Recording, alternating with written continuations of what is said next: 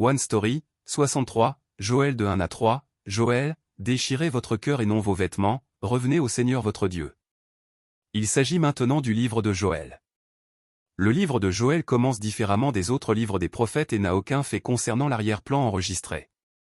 Par conséquent, il n'est pas exactement connu qui était le roi, et quelle était la situation de fond dans le sud de Juda ou le nord d'Israël. Cependant, en suivant le fil de One Story, il ne s'écarte pas de la perspective de la réprimande et de la récupération, les deux piliers des livres des prophètes. Voyons maintenant Joël. Jamais auparavant, jamais après. C'était une catastrophe énorme. Une catastrophe incomparable à toutes les autres avant elle, qui n'a pas existé au jour des ancêtres, comme jamais il n'y en eut autrefois, ni jamais il n'y en aura dans les âges à venir. La Bible dit, ce qu'a laissé la chenille, la sauterelle l'a dévoré, ce qu'a laissé la sauterelle, le grillon l'a dévoré, ce qu'a laissé le grillon, le criquet l'a dévoré. Le sens de la catastrophe, répété 4 fois, signifie que c'était une catastrophe complète et terrible. La plaie est en réalité vue comme un essaim de sauterelles, mais comme, en effet, un peuple est venu fondre sur mon pays. Il est puissant et innombrable. Il a les dents d'un lion, les mâchoires d'une lionne. Cela peut aussi être vu comme faisant référence à l'invasion répétée et au pillage des nations environnantes, qui finit par détruire et capturer. L'important est que la catastrophe était, ou sera, une grande catastrophe incomparable à ce qui existait auparavant. Les champs étaient ruinés, le sol s'est desséché, le grain détruit, le vin nouveau se séchait, l'huile manquait, tous les arbres fruitiers se sont desséchés et fanés, et la joie des hommes a disparu. La Bible dit que ce jour-là était le jour du Seigneur, et qu'il viendra comme une destruction venant du Tout-Puissant. Ce jour-là, la nourriture, la joie et l'allégresse seront coupées, les graines se faneront sous les mottes de terre, les greniers seront en ruine, les silos détruits, le grain s'est desséché, et parce que le bétail n'avait pas de nourriture à manger, il gémissait, faisait du bruit et était fatigué, et les animaux sauvages aussi souffraient parce que les cours d'eau s'étaient asséchés et que le feu avait dévoré les pâturages. Un tel moment viendra. En effet, les jours de désespoir arriveront, non pas comme lorsqu'il n'y avait ni culture, ni grain, ni eau à boire, mais lorsque les os se dessécheront et que le sang reculera. La Bible dit que ce jour-là, le jour du Seigneur, est proche. La Bible proclame que ce jour-là sera un jour de ténèbres et de calamité, un jour de nuages et d'obscurité, comme une aurore qui se répand sur les montagnes, l'Éternel fait entendre sa voix à la tête de son armée, car son camp est immense, et celui qui accomplit sa parole est puissant. Oui, le jour de l'Éternel est grand, il est terrible. Qui pourra le supporter? La seconde venue de Jésus-Christ apportera bientôt une catastrophe sans précédent pour le peuple de Dieu, les enfants de Dieu, et ceux qui ne sont pas le peuple de Dieu. Pour le peuple de Dieu, la catastrophe sera le chemin du salut, mais pour ceux qui ne sont pas le peuple de Dieu, elle sera le chemin de la destruction. Ainsi il est dit, je ferai paraître des prodiges dans les cieux et sur la terre, du sang, du feu, et des colonnes de fumée, le soleil se changera en ténèbres, et la lune en sang, avant l'arrivée du jour de l'Éternel, de ce jour grand et terrible. Alors quiconque invoquera le nom de l'Éternel sera sauvé, le salut sera sur la montagne de Sion et à Jérusalem, comme a dit l'Éternel, et parmi les réchappés que l'Éternel appellera, exhortant à la repentance et à retourner à Dieu. Réveillez-vous et pleurez, criez vers le Seigneur. Avant que ce jour n'arrive, nous devons nous réveiller et pleurer.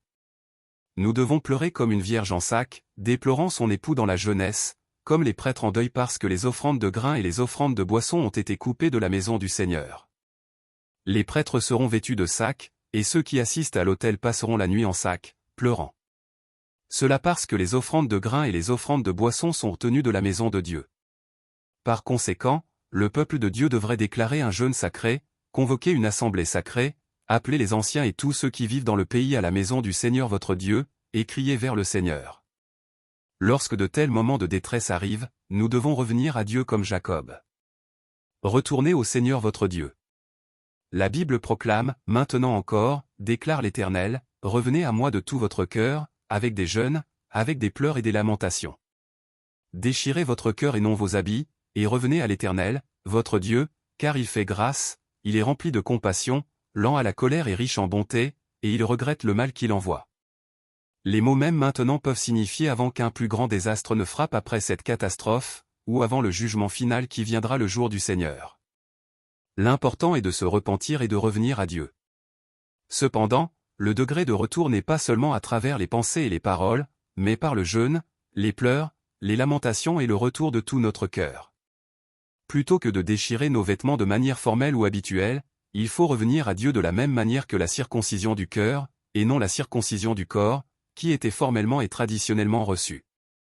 Maintenant, nous devons atteindre le niveau de repentance pour le péché fondamental qui blesse le cœur de notre Père Céleste, qui doit punir ses péchés, et non simplement la repentance unidimensionnelle pour résoudre leur situation difficile actuelle. La raison pour laquelle les pécheurs du peuple de Dieu doivent revenir à Dieu, c'est à cause de la grâce et de la miséricorde de Dieu. Dieu aime tellement la terre de Dieu qu'il aura pitié de son peuple. Ensuite, Dieu leur répondra en disant, « Je vous enverrai du grain, du vin nouveau et de l'huile, de quoi vous satisfaire pleinement, jamais plus je ne ferai de vous un objet de moquerie parmi les nations. Je ferai partir l'armée du nord loin de vous, la poussant dans une terre aride et stérile, avec ses colonnes avant allant dans la mer orientale et celles de l'arrière dans la mer occidentale. Et sa puanteur montera, son odeur s'élèvera. Certainement, il a accompli de grandes choses. Soyez heureux et réjouissez-vous dans le Seigneur. La Bible proclame, « Soyez dans l'allégresse et réjouissez-vous en l'Éternel, votre Dieu. » Cela ressemble à la confession du prophète Habacuc dans le livre à venir de Habacuc, « Car le figuier ne poussera point, et il n'y aura point de fruits dans les vignes, ce que l'olivier produit mentira, et aucun champ ne produira rien à manger, les brebis seront retranchées du parc, et il n'y aura point de bœufs dans les étables. Mais moi, je me réjouirai en l'Éternel, et je m'égayerai au Dieu de ma délivrance. L'Éternel, le Seigneur est ma force. » Après avoir crié, nous repentant et revenant à Dieu à cause de la souffrance, nous jouirons de la marche avec Dieu qui nous remplira de joie et de réjouissance en lui. Nous ne devrions rien demander d'autre. Grâce donnée avec modération. Le retour de Dieu, la terre du peuple de Dieu qui s'est repenti et est revenu, ce qui est le plus important et nécessaire en Canaan, c'est l'eau, et Dieu enverra des averses abondantes, les pluies d'automne et de printemps, comme auparavant. C'est la bénédiction dans ce monde qui peut être vécue grâce à la récupération. La bénédiction appropriée est la chose la plus précieuse. Dieu ne veut jamais que son peuple et ses enfants tombent malades avec des plaies, souffrent de la faim et de la pauvreté à cause de la famine, fuient la guerre et deviennent captifs. Ces instruments sont utilisés par Dieu pour faire revenir son peuple à lui quand ils ne le reconnaissent pas comme Dieu, adorent des idoles et cherchent de l'aide auprès des nations du monde. Aussi, plus Dieu pourvoyait pour eux, plus ils se détournaient de lui. Ainsi, les meilleures bénédictions sont celles qui sont appropriées et opportunes. Agur a dit, « Je t'ai demandé 2 choses, ne me les refuse point durant ma vie. Éloignez de moi la vanité, et la parole de mensonge, ne me donne ni pauvreté ni richesse, nourris-moi du pain de mon ordinaire. De peur qu'étant rassasié je ne te renie, et que je ne dise, qui est l'Éternel? De peur aussi qu'étant appauvri, je ne dérobe, et que je ne prenne en vain le nom de mon Dieu, demandant cette grâce appropriée. » Dans le Nouveau Testament, l'apôtre Paul a dit, « Je ne dis pas ceci ayant égard à quelque indigence. Car j'ai appris à être content des choses selon que je me trouve. Je sais être abaissé, je sais aussi être dans l'abondance, partout et en toutes choses je suis instruit tant à être rassasié, qu'à avoir faim, tant à être dans l'abondance, que dans la disette.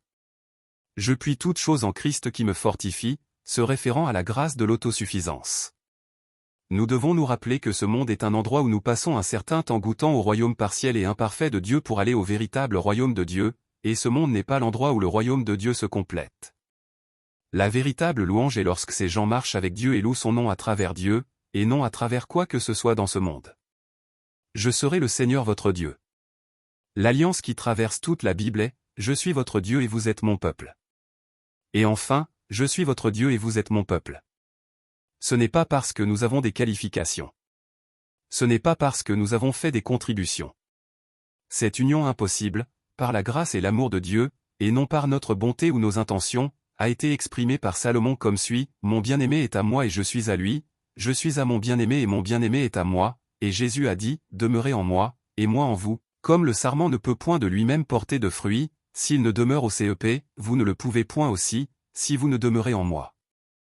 Je suis le CEP, et vous en êtes les sarments, celui qui demeure en moi, et moi en lui, porte beaucoup de fruits, car hors de moi, vous ne pouvez rien produire. » C'est la grâce qui rend possible cette union impossible où le pire des pécheurs devient avec le bon Dieu. Après cela, je répandrai mon esprit sur tout être vivant. La Bible proclame, « Et il arrivera après ces choses que je répandrai mon esprit sur toute chair, et vos fils et vos filles prophétiseront, vos vieillards songeront des songes, et vos jeunes gens verront des visions. Et même en ces jours-là je répandrai mon esprit sur les serviteurs et sur les servantes. Et je ferai des prodiges dans les cieux et sur la terre, du sang et du feu, et des colonnes de fumée. Le soleil sera changé en ténèbres et la lune en sang, avant que le jour grand et terrible de l'Éternel vienne. Dieu répandra son esprit après cela, lorsque l'unité avec Dieu sera réalisée par l'œuvre souveraine de Dieu.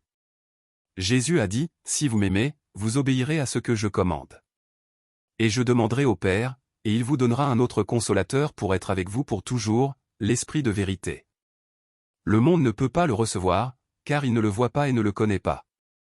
Mais vous, vous le connaissez, car il demeure avec vous et sera en vous, et toutefois je vous dis la vérité, il vous est avantageux que je m'en aille, car si je ne m'en vais, le consolateur ne viendra point à vous, mais si je m'en vais, je vous l'enverrai. Et quand il sera venu, il convaincra le monde de péché, de justice, et de jugement, parlant de l'œuvre que le Saint-Esprit accomplira et témoignant du Esprit de Dieu prononcé par le prophète Joël. Et enfin, après que la relation entre Dieu et les pécheurs ait été complétée sur la croix par Jésus-Christ, le Saint-Esprit est venu dans la chambre haute à Jérusalem lors de la Pentecôte. La Bible dit, « Et comme le jour de la Pentecôte était venu, ils étaient tous ensemble dans un même lieu. Et il se fit tout à coup un son du ciel, comme est le son d'un vent qui souffle avec véhémence, et il remplit toute la maison où ils étaient assis. Et il leur apparut des langues divisées comme de feu, qui se posèrent sur chacun d'eux. Et ils furent tous remplis du Saint-Esprit, et commencèrent à parler des langues étrangères selon que l'Esprit les faisait parler, témoignant de la réalisation de la parole prophétisée par Joël et attestée par Jésus-Christ. Je les jugerai pour mon peuple. Dieu a dit qu'il rassemblerait toutes les nations et les amènerait dans la vallée de Josaphat pour les juger en raison de son peuple. Cela est dû au fait qu'ils ont dispersé le peuple de Dieu parmi les nations et ont divisé la terre de Dieu. Ils ont également pris le peuple de Dieu et ont échangé des garçons contre des prostituées et vendu des filles pour du vin. Tyr, Sidon et les Philistins ont pris de l'argent et de l'or et ont emporté les plus beaux trésors de Dieu dans leur temple, et ont vendu le peuple de Dieu aux Grecs, les envoyant loin de leur terre natale. L'Égypte et Édom seront désolés.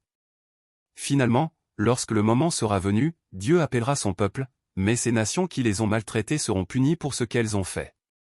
Et Dieu dit à toutes les nations de se préparer à la guerre. Dieu a dit qu'il jugerait toutes les nations de chaque côté. Il y aura beaucoup de monde dans cette vallée de jugement, et le jour du Seigneur se rapproche. Ce jour-là, le soleil et la lune s'obscurciront, les étoiles ne brilleront plus, et la terre et le ciel trembleront. Mais pour le peuple de Dieu, ce jour-là, Dieu sera un refuge et une forteresse pour eux. Ainsi, enfin, le peuple de Dieu saura que Dieu est le seul Dieu qui est toujours avec eux dans la terre de Dieu. Juda et Jérusalem seront pour toujours, de génération en génération. Cela est dû au fait que Dieu pardonnera tout. Une fontaine coulera de la maison du Seigneur. Ce jour-là de restauration, les montagnes couleront du vin nouveau, les collines couleront du lait, tous les ravins de Juda couleront de l'eau, et une fontaine jaillira de la maison du Seigneur. C'est l'abondance de la récupération. À travers l'œuvre souveraine de Dieu, Dieu restaurera sûrement la relation avec son peuple devenu pécheur complet. Par l'œuvre de Jésus-Christ sur la croix et l'œuvre du Saint-Esprit qui viendra sur cette terre par Jésus-Christ, toutes choses seront restaurées et regorgeront d'abondance. L'œuvre du monde se tournant vers Dieu aura lieu. Cette histoire de récupération, l'histoire du zèle de Dieu, continue.